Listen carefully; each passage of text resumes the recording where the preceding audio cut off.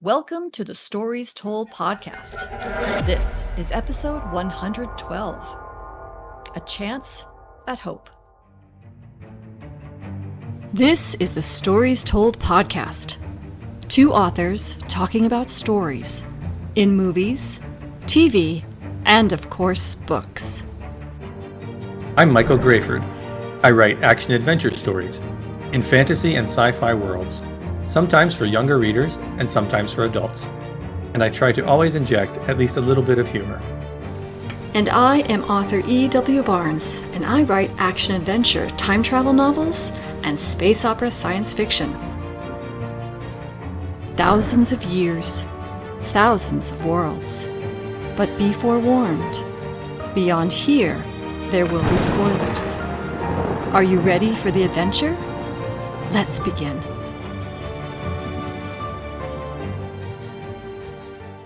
Welcome back to the Stories Told podcast. I'm author E.W. Barnes, and with me is author Michael Grayford. And today we're talking about the story told in Andor Season 2, episodes 10, 11, and 12, the finale of this story. How you doing today, Mike? I'm doing quite well. How are you? I'm doing good, thank you. And what's new in your writing world? Just the same. Still working on, some marketing stuff. Zara 3 ideas. Moving along a lot slower than I would like, but that's often how it goes for me. What about you? I am excited because my Ubering duties end today. Yay! So today's the last day of last of my Ubering duties for the time being. There will be more in the future, but that's okay. So I have 100 days between now and when the Uber duties start again for doing nothing but working on book stuff. I've got it planned out. I've been mapping it out. I know how many words a day I need to be doing in order to get to the end of it. And of course, like you, it's never going to go the way I want it to. So I'm going to call this an aspirational plan as opposed to an in concrete plan, because Lord knows stuff happens. Oh boy, does it happen, right? Yeah, so this is aspirational plan. I know how many words I'm going to need to complete a day. I'm only going to be working Monday through Friday, so I actually give myself some time off, because if I don't, I notice I start to not feel well and get sick and all that. So starts tomorrow. Hey! Cool. Yeah. So what interesting stories have you come across lately in books, movies, or television? Saw Bullet Train with Brad Pitt. How was it? I really enjoyed it. I mean, it's not Good. one of those movies, it's not like some deep philosophical thing, right? It's just a fun action movie. But I think it succeeds in that. I really enjoyed it. It was very entertaining. Good. I'm glad you enjoyed it. And then, of course, Andor. Yeah, that's it. The Island of Dr. Moreau. Yeah, I'm also reading The Island of Dr. Moreau, and I am rereading, I know it's crazy, rereading The Way of Kings by Brandon Sanderson, because I want to get the next book. I'm waiting for the prices to go down, but they're not really going down. It's probably printing costs, etc., which we as authors have recently been informed by Amazon that they are reducing our royalties in order to compensate for printing costs. So I guess that's one way of dealing with it. They don't want to pass it on to their purchasers, because Amazon's all about making people who are buying things happy. So they're getting their money on the back end from us. Yeah. It all goes on to the purchasers at some point anyway. Well, it's going to, because a lot of people are raising their prices. Yeah, exactly. On their books. So one way or the other, it's going to the purchasers. I am not, because it doesn't actually apply to and this is only for paperbacks. It's the printing cost piece. So my paperbacks are above the cost that they are reducing the royalties for. So I'm not doing anything. I don't know. Are you having to do anything? No. Yeah. So anyway, because The Island of Dr. Moreau is a little disturbing, it is actually, after all, kind of a horror story. So I've added the Brandon Sanderson to which is not light reading. I mean, there's some bad things that happen there, but it's just handled a little differently. So I'm having that as my light reading next to The Island of Dr. Moreau. So I'm switching between the two. And also keeping up with the episodes of the new Doctor Who on Disney. What is this? 14, 15? I don't even know which number of doctors this. Yeah. Anyway, I'm enjoying these episodes. I did see the episode that you were talking about that references back to a David Tennant episode. Yeah. That episode was called Midnight. Right, Midnight. Yes. And it freaked the heck out of me, and I do not watch it on rewatches because it's so freaky. The Midnight, you mean? Yes. And so Yeah. now we have another sort of a new chapter in that story. It's still not resolved. No. And it's The not the way same as Midnight was. Midnight. It's different, right? It's No, actually, I have to say like, this is better. I think Midnight was. I will watch this one again, even though it is also as freaky. But I think it's actually a better story because you have a little bit more to work with. In Yeah. Midnight, there was so little to work with on what was going on. It was just freaky and confusing, and in some ways unsatisfying. But this one is freaky, but satisfying. So yeah, I liked it. I thought it was good. I'll watch this one again. And then the next one that they did, and maybe we should talk about the New Who, this series of the New Who, because I think these episodes are really good. You know, this season with Belinda, I think that these episodes are good. And the last one that I watched was about a barbershop. Oh yeah. Did you see that one yet? And Yeah, that one's like, it was a story about stories that felt like a story, if that makes any sense. It felt like I was watching someone tell an old folk tale, sitting around a fireplace telling a folk tale about someone who told folk tales. I mean, it was just, I thought it was really good. Maybe we should put that on our list of things to do to talk about this new. I don't know when this series is over. Let's see what the Google says. It's season 2 of series 15. So it goes until the 31st of May. So we could do that if we wanted to. We could talk about Who in June. So think about it. That's a good idea. Are you ready to talk about Andor? Yeah, let's talk Andor. Today we're talking about the story told in Andor, Season 2, Episodes 10, 11, and 12, the final 3 episodes of the season. I am not going to read the description on Google. We've been talking about Andor now for several weeks, so hopefully you listeners have been following along and know where we are in the series. And I think we're just going to jump into it. Did you like these 3 episodes? I did like these 3 episodes. It all comes down to this, right? Leading into Rogue One. I feel like we lost some of the intensity of the last 3 episodes. So this was sort of like the more resolution part of this series. I guess was okay. I'll have some more to say about that when we talk about what can be improved. But overall, I still enjoyed these episodes, not as much as the previous 3. One thing I noted, right, now that we've gone through this whole series, I felt like the writing and the stories were very respectful toward what had come before, in particular Star Wars. Whereas I think some of the other content in Star Wars hasn't always been that way, in particular like the sequel trilogy, I think really fails at that. And this tried to build on what was already there, was already set up, and what was to come, and make it fit within that world, even if at times it doesn't necessarily feel as Star Warsy, right? It doesn't have the frenetic pacing or the humor as much. You know, the lightsabers, right? The Jedi, the use of the Force. It's much more about the other people in the universe. But I think it still worked. It still fits into the Star Wars universe and the canon very well. What did you think?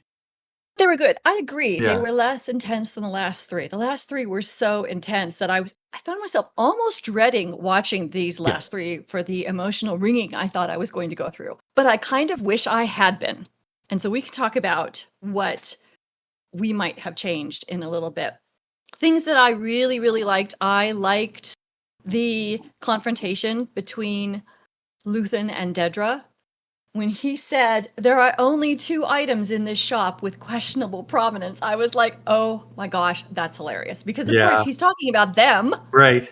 And I thought that's so clever. Under pressure, she is the most dangerous person he's ever encountered, I think. Or at least at that moment, because he knows she's out to get him. And he has no idea if she knows who he is at that moment. So I thought, how does one maintain that clever wordplay under that kind of pressure? Incredibly amazing writing. I thought the segment with Clea going back and forth between the flashbacks of her life with Luthen and the mission that she was on to take care of Luthen after he attempted to deprive Dedra of her prize. I thought that was really, really good. I really enjoyed that. And of course, I knew what she was doing, and I think everybody else knew what she was doing Yeah. too. She wasn't going in to rescue him. That was clear. And I appreciated that. I'm glad that they didn't try to make it look like she was going in to rescue him, because after all the things that he had done, that's not the way what he would have wanted. Yeah. No, we knew it So, was coming there. yeah. So I thought that was really well done, the back and forth. Yeah, with And the I flashback really, scenes, you mean? yes, exactly. Yeah. To I really love kind those. of, and it also kind of showed how the dynamic between the two of them. It made it all make sense. You know, Yeah. how they had come together, when they were working in the shop, what was going on there. That it helped just solidify that dynamic and make it make sense. So I really enjoyed that. Yeah, I thought that was great. Yeah. We see that from a young age, she's the one who's pushing for rebellion, Yes. and he's on board with it. He's there to caution, to be more patient and more strategic.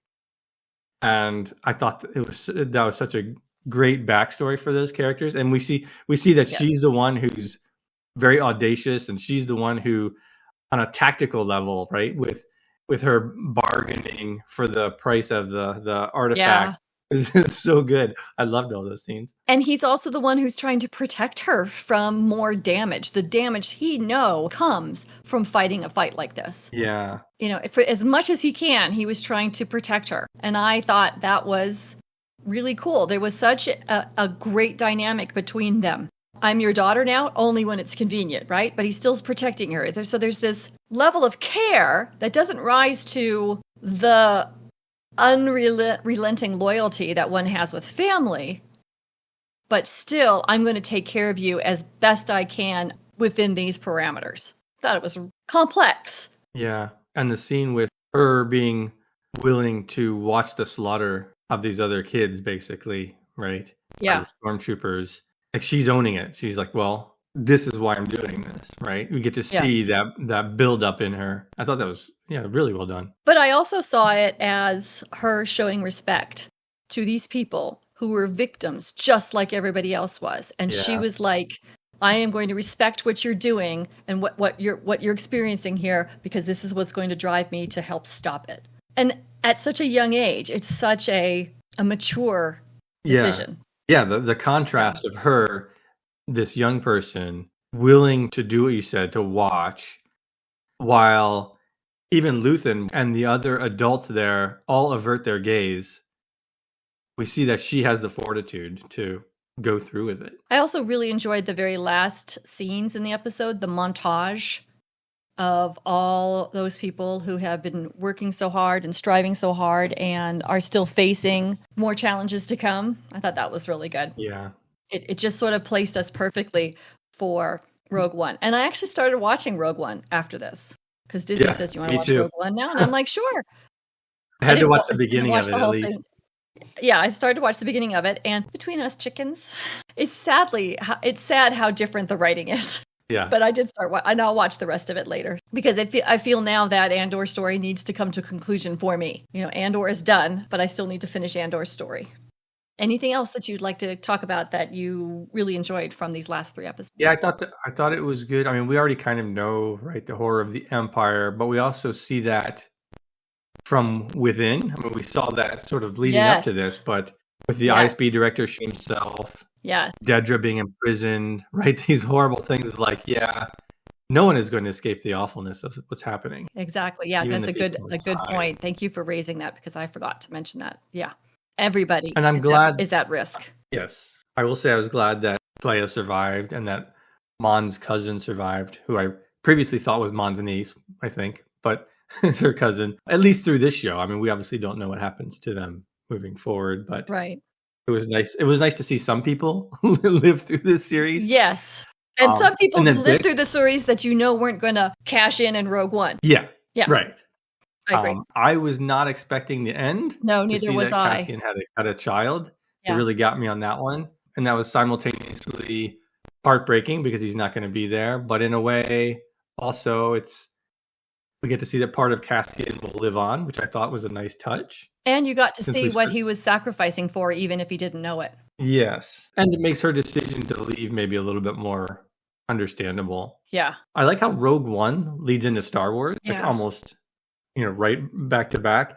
And then how this leads into Rogue One, I think they did a good job of connecting both of those stories. Yes. I really respect that. I don't know if you stayed for the entire end credits, but as the end credits were rolling, towards the end of the end credits, they actually went into the Star Wars theme, the John Williams Star Wars theme, the original Star Wars theme. Yeah. And I got a little choked up by that. Yeah, that was great. So what would you have changed as a writer? One was Luthen's killing of Young, however you say his name. I didn't fully understand why he had to kill him in that moment. If it was because he knew they wouldn't be able to make an escape, right, with or without him, I wish that had been made clear. Otherwise, it seemed unnecessary. The guy had proven his worth. He'd proven his loyalty. Why did he need to be shot in that moment? It seems like he was there. They could have, they had presumably an escape plan. Why not just bring the guy along? I didn't really understand that. So that's one thing. I'm not necessarily opposed to him shooting him. We know that Luth does what needs to be done. I just wanted an explanation, an understanding of why in that moment he had to do that. Like when he arranged for Tay Kolma's death, it was because Tay Kolma was never going to stop asking for blackmail money. And so he was a liability. So how was Young a liability? Yeah, some explanation there. Yeah, so that was one thing. And then, like I said, I would have liked more intensity, particularly in the final episode rolling into Rogue One. We kind of just lingered for a while on Yavin. I think there were good conversations that were had. I think there was some good character development, but a little more intensity maybe. Going out of the show and into Rogue One, it's a small thing. I think overall, it wrapped the show up pretty well. It just felt like a big drop in pace. Like not necessarily pace, a drop in intensity from the previous chapter, right? Yeah, and I agree. I think there was a drop in intensity, and I think I would have kept the intensity ramped up. And, or I would have liked to see the intensity wrapped up. For example, I thought the Dedra showing up at the shop thing happened too quickly. I would have liked, once he got the information from Young, I would have liked to have seen a little cat and mouse with Dedra and Luthen to really ramp up the intensity. They did that when they were tracking down Clea, and they had the soldiers tracking her down to the safe house, and there was that feeling of cat and mouse thing to some degree. Yeah, I like that. But I think that would have been really cool to have it, because when they pitted Dedra and Luthen against each other there in the shop, it was as if they were two people who had been, it was almost like those characters from Les Miserables, the police officer and the bread thief. But anyway, so there's like this obsessive focus, or even like Cyril tracking down Cassian, right? This obsessive focus to bring this guy to justice.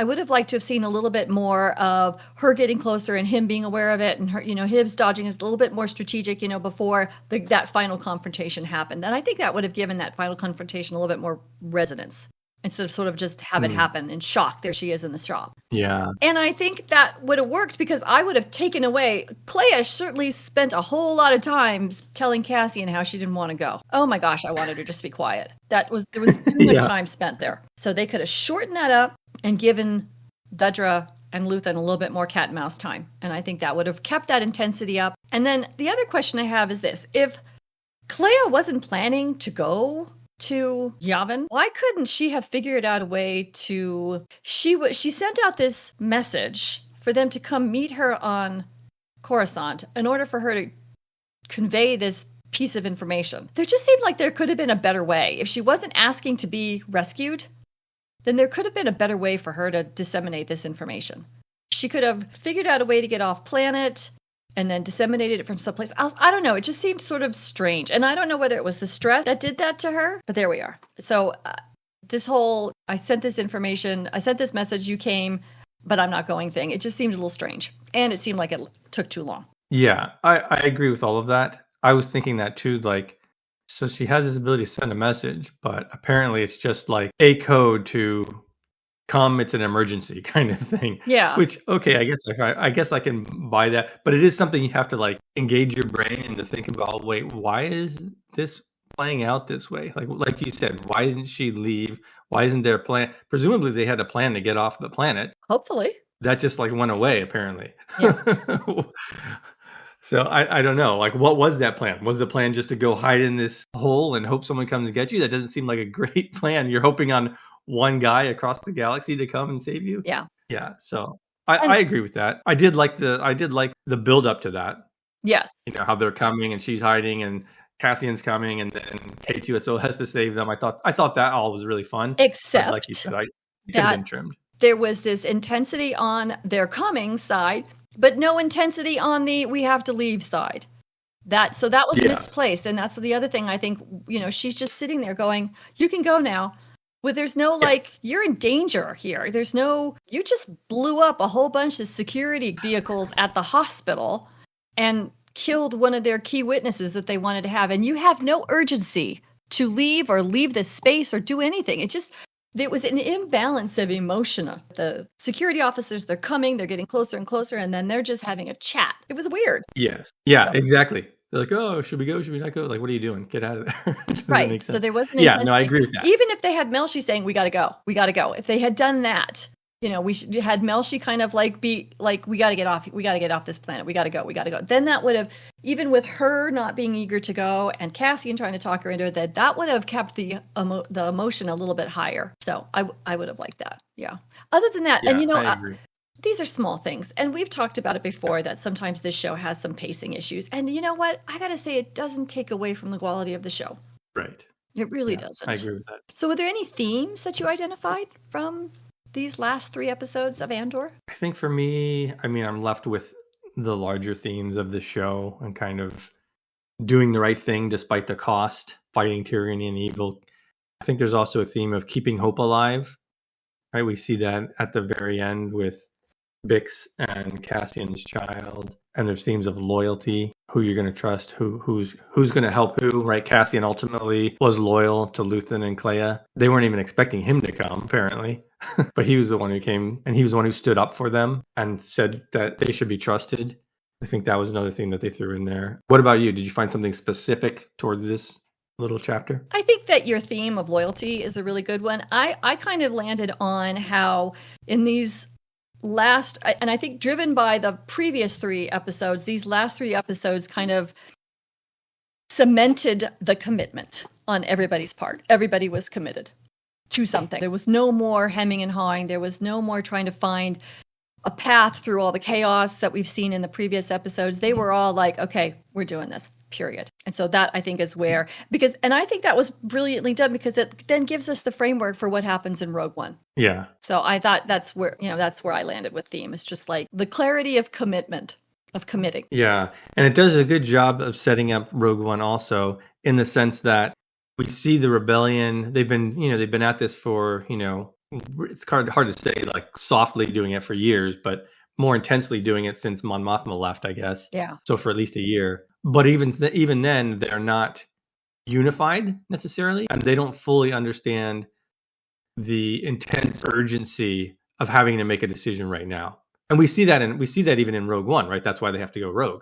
They're like, this is going to happen, and you guys aren't doing anything. So they kind of set that up here, like, well, maybe they're telling us something. Maybe they're being played. We don't really know. So I think that works. If they had just immediately said, "Oh, let's get on this," it wouldn't have worked with going into Rogue With One. good reason. And I kind of wish, actually, now that you mention it, when they were hemming and hawing about the validity of the intel that Cassian brought back, if they had referenced the propaganda machine that had destabilized Gorman.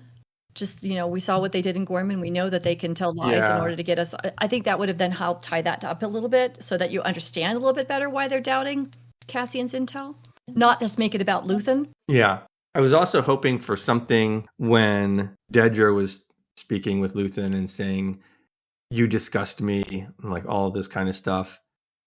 It was such a good moment for him to say, to refer to Gorman, like, who was the one who planned the massacre at Gorman? That wasn't me, right? Like, put it back on her a little bit. Who's the disgusting one? They didn't play it that way, so that's fine. Well, and I don't know. I doubt that would have landed on her, though. She was following orders. She was doing what she thought was right. Well, the reason I thought of it was because she seemed so shaken by it at the end of that chapter. Yeah. It obviously had affected her emotionally, being that up close to it. Was it, or was it the loss of Cyril? I think it was probably all of that. Her being the one to plan it, her seeing it roll out, seeing how it affects Cyril. I think it all kind of came together for her there. Yeah. So maybe it would have had effect. I don't know. It's a good point. Something that exposed her. And I think that actually would have echoed what we see with Partagas, the head of the ISB. The last scene we see him, he's listening to the recording of the manifesto. Yeah. And he's hearing what essentially are the accusations against the Empire. So to have Luthen say, "You just don't get it, do you? This is why you're part of a cog in an evil machine," that would have echoed that. So yeah, maybe. So as a writer, what do you take away from Andor, these last 3 episodes of Andor, and Andor the series as a whole? I think looking at this and Rogue One compared with the original trilogy, we can see a big difference in focus and certainly in tone, but it worked. So I think for me, that's something that I realize is possible to do in your own stories. You can shift genre, you can shift tone, you can shift focus, as long as you set the expectations properly and it's still a well-told story. You can still have your audience follow along. That's sort of my global big takeaway from it. I mean, there's a lot of going on with theme and character and all that stuff, but I feel like we've discussed almost all of that throughout this. So I was kind of just trying to look at it from a bigger picture point of view, and outside of what specifically happens, just sort of from a writerly standpoint, that's what I get. It's good. And I think I take away from the series as a whole that, when I started watching Rogue One, one of the things that was missing was the depth. It was all very surface, plot-driven, introduction of characters needs and wants, but they're not really driving the story. It's the plot driving the story. And I think what really makes Andor stand out as great storytelling is how it's the characters driving the story consistently, again and again and again. And that's just so critical for a good story. So I think that's my takeaway. Yeah, that's a good one too. Thank you for joining us as we talked about these story told in Andor Season 2, Episodes 10, 11, and 12. A big thank you to our Patreon supporters and all our subscribers. We're so grateful for your support and your encouragement. The Stories Told podcast is available on multiple podcast platforms, and we thank you for liking and subscribing or following, depending on where you're listening. It may not be a big deal to you, but it means a lot to us. If you have a favorite book, movie, or TV series you'd like to suggest for the podcast, leave a comment on the YouTube channel, and that link is in the show notes. You can find Michael Grayford at michaelgrayford.com and E.W. Barnes at 1000years.com, and those links are also in the show notes. Join us next time as we talk about the story told in H.G. Wells' The Island of Dr. Moreau. Thanks so much, Mike. This was a lot of fun. Yeah, it was quite a journey. Thank you. It was a great journey. Thank you. And we'll see you next time on the Stories Told podcast.